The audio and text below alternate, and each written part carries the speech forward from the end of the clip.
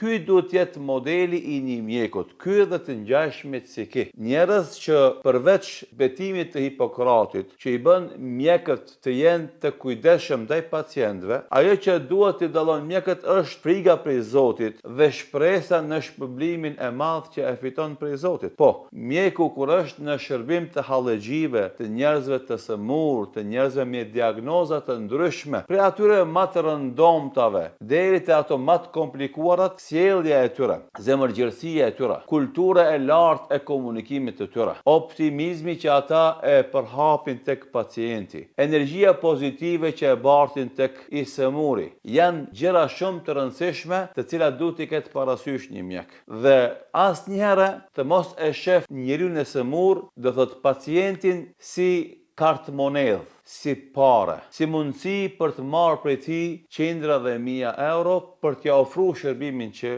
duhet t'ia ofron atij. Sepse kjo qasje materialiste dhe ky raport tejmase hedonist mes mjekut dhe pacientit nuk tregon as për betimin e Hipokratit, as për frigën nga Zoti, as të shpresa e tij në shpërblimin prej Zotit, as në lavdë që do i merr prej njerëzve.